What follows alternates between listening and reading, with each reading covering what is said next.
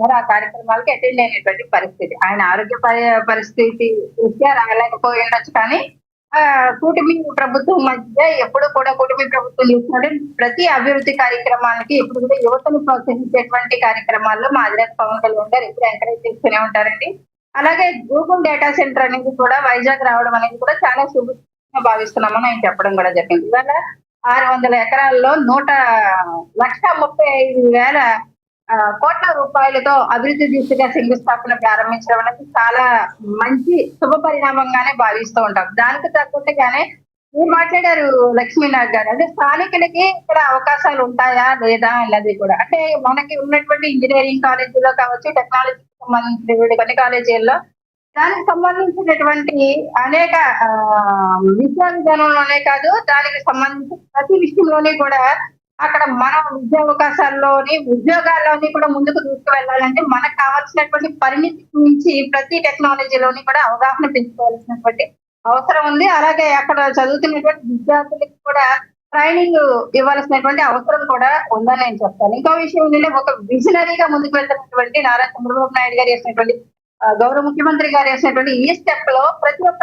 యువత కూడా భవిష్యత్తు బంగారంలా మారిపోతుంది. అంటే 2 లక్షల మంది మంది పరోక్షంగా కావచ్చు, ప్రత్యక్షంగా కావచ్చు, ఉద్యోగాల్లోనే కావచ్చు, ఉపాధిలోనే కావచ్చు, ఆంధ్రప్రదేశ్ అభివృద్ధి దిశగా ముందుకు దూసుకు వెళ్ళబోతుంది. అంటే ఇతర రాష్ట్రాలకి మన విద్యార్థులు విద్యా విధానమే సరిగా లేనప్పుడు ఇతర రాష్ట్రాల్లో చదువుకోవడం కావచ్చు, అలాగే అక్కడ అవకాశాలను అందిపుచ్చుకోవడం ఇలాంటి కంపెనీలకు ఆర్గనైజేటువంటి కంపెనీల్లో కూడా ఎక్కడెక్కడి నుంచి అంటే దేశవ్యాప్తంగా ఇంక్లూడ్ చేసుకుంటారని ఇన్ఫోసిస్ లాంటి సంస్థల్లో కూడా ఇంక్లూడ్ చేసుకుంటారు స్టూడెంట్స్ అందరినీ కూడా. అంటే ఆ తాకిడికైనా ఆ ప్రతిభను కూడా మన స్టూడెంట్స్ లో కూడా స్కిల్ డెవలప్మెంట్ లో ట్రైనింగ్ ఇస్తూ ఉన్నారు. కాబట్టి ఇది కూడా కాలేజీల్లో కూడా దీనికి సంబంధించినటువంటి ప్రతి డెవలప్మెంట్ పర్పస్ ఏదైనా జరగచ్చు, ప్రభుత్వం ఏం చేస్తుంది అనేది ఎవరైనా కూడా చెప్పొచ్చు.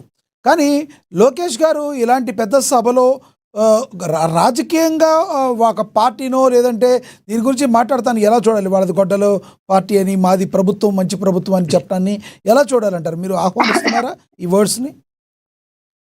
అది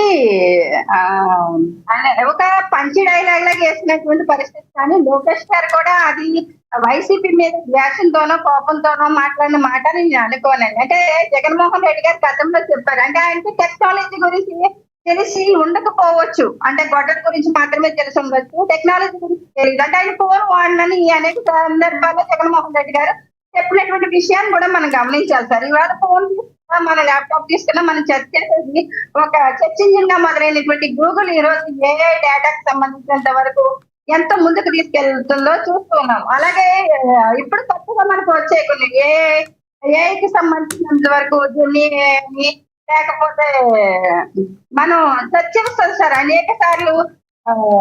గూగుల్ లో సెర్చ్ చేసినప్పుడు కూడా కొత్త టెక్నాలజీ ఇప్పుడు వచ్చింది, కానీ ఎప్పుడు ప్రతి విషయం మీద కూడా మనం చూసుకుంటే గూగుల్ నుంచే చూసుకుంటాం. జగన్మోహన్ రెడ్డి గారికి టెక్నాలజీ మీద అవగాహన లేదు కాబట్టి వాళ్ళ నాయకులు గూగుల్ లాంటి ఒక ప్రతిష్టాత్మకమైనటువంటి ప్రపంచవ్యాప్తంగా గుర్తించినటువంటి ఒక సంస్థ ఇక్కడికి వచ్చి ఏపీలో ఎస్టాబ్లిష్ అవుతున్నప్పుడు కూడా వీళ్ళు ఏం చెప్పారంటే గోడౌన్ సార్.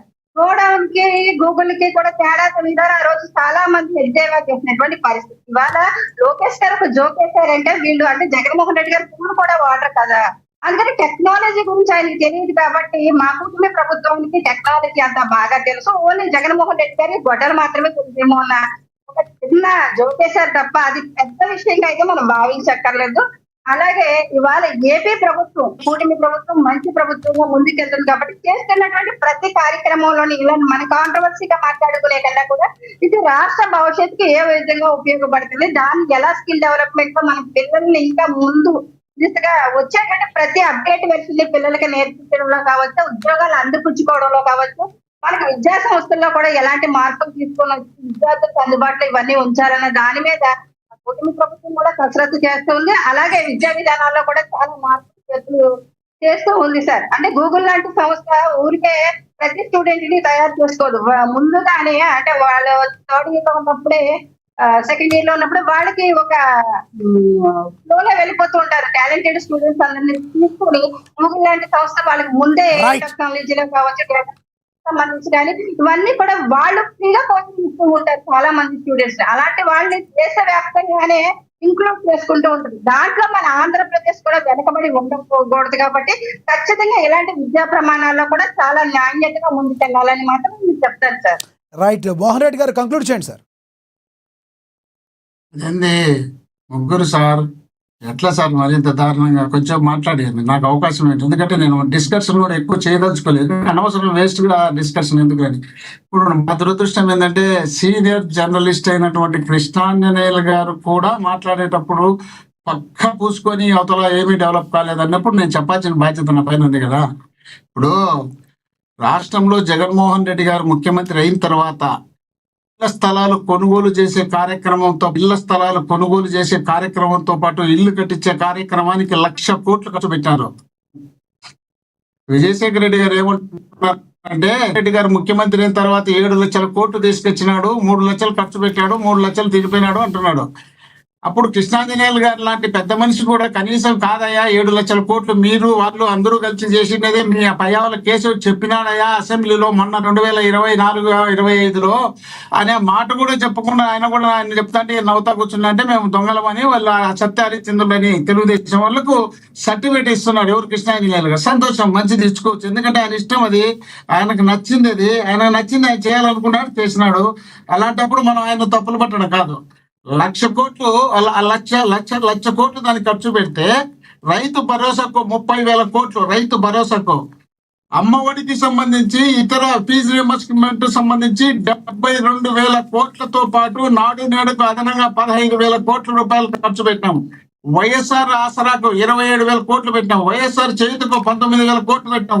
పెన్షన్లకు 90,000 కోట్లు ఖర్చు పెట్టినాం. పథకాలు ఏడాది క్రమం తప్పకుండా జగన్మోహన్ రెడ్డి గారు కరోనా టైంలో కూడా బ్రహ్మాండంగా చేసినటువంటి చరిత్ర జగన్మోహన్ రెడ్డి గారికి అయితే, ఇక డెవలప్మెంట్ కి సంబంధించి 17 మెడికల్ కాలేజీలు, అందులో 7 కాలేజీలు పూర్తి అయిపోయినాయి, ఇంకా 10 దగ్గర ఉన్నాయి. 4 పోర్ట్లు కట్టించడం జరిగింది, 10 ఫిషింగ్ అర్బన్స్ కట్టడం జరిగింది, 6 ఫిషింగ్ ల్యాండ్స్ సెంటర్లు, 3 ఇండస్ట్రియల్ కారిడార్లు, 6 ఫిషింగ్ సెంటర్లు, అదే విధంగా 7 ఇండస్ట్రియల్ కారిడార్లు, 10 ఇండస్ట్రియల్ నోట్స్ భోగాపురం ఎయిర్పోర్ట్ కి సంబంధించి, ఉద్యానవన కిడ్నీకి సంబంధించి 11 సెంటర్ల ఉద్యానం మంచినీటి సప్లై చేసిన దాని గురించి is of doing number 1 Andhra Pradesh. 1,00,000 కోట్ల రూపాయలు పెట్టుబడులు దాదాపు రాష్ట్రానికి అప్పుడు తెప్పించడం జరిగింది. నాడు నేడు ద్వారా స్కూళ్లకు అభివృద్ధి, నాడు నేడు ద్వారా హాస్పిటల్ అభివృద్ధి, పంచాయతీకి ఒక గ్రామ సచివాలయం, పంచాయతీకి ఒక ఆర్బీకే సెంటర్, పంచాయతీకి ఒక రైతు భరోసా కేంద్రం, విలేజ్ క్లినిక్ సెంటర్లు, ఇంగ్లీష్ మీడియం స్కూళ్ళు, అదేవిధంగా బడుల్లో బీసీలు ఐబీ సిలబస్ బడుల్లో డిజిటల్ క్లాసులకు వచ్చేసి 22 దాదాపు 1,000 కోట్ల రూపాయలు. సచివాలయానికి పర్మనెంట్ ఉద్యోగాలు 2,30,000 పర్మనెంట్ ఉద్యోగాలు. వీళ్ళ జీవితంలో ఇప్పుడు 15 సంవత్సరాలు, ఇంకా జరగబోయే 3 సంవత్సరాలు 2 సంవత్సరాలు ఉంది కదా, అంతటికైనా వీళ్ళు 1,00,000 ఉద్యోగాలు తెప్పించే శబాస్ అనొచ్చు. 2 లక్షల ఉద్యోగాలు తెప్పడంతో పాటు ఆర్టీసీని ప్రైవేట్ ఉన్నటువంటి ఆర్టీసీని గవర్నమెంట్ విలీనం చేసుకొని వాళ్ళకు దాదాపు 30,000 మంది ఉద్యోగాలకు అవకాశం కల్పించడం, హాస్పిటల్లో దాదాపు 56,000 ఉద్యోగాల అవకాశం ఇవ్వడం. బ్రహ్మాండమైన చరిత్ర ఒక ఆంధ్రప్రదేశ్ లో 40 సంవత్సరాల అనుభవం ఉన్నటువంటి చంద్రబాబు నాయుడు గారు ఒక పక్క అయితే, కేవలం 5 సంవత్సరాల అనుభవంలో చేసినటువంటి జగన్మోహన్ రెడ్డి గారు లాంటి నాయకుడు దొరకడం ఆంధ్రప్రదేశ్ ప్రజలు అదృష్టంగా భావిస్తే, కృష్ణాంజనేయులు గారు లాంటి వాళ్ళు కూడా ఇలా మాట్లాడితే ఇంకా ఏమి చెప్పాలో ఏం చేయాలో మాకు అర్థం కావడం లేదు. అంటే ఆంధ్రప్రదేశ్ ప్రజలు కాదు మోహన్ రెడ్డి గారు, ఆంధ్రప్రదేశ్ ప్రజలు అదృష్టంగా భావించారు అన్నారు, కానీ ఎందుకు అదృష్టాన్ని కాలదనుకున్నారంటారు? ఎందుకు వద్దనుకున్నారంటారు? ఇప్పుడు మీరు అదృష్టం అంటున్నారు, వాళ్ళు ఏమనుకున్నారు? లక్ష్మీనాయక్ గారు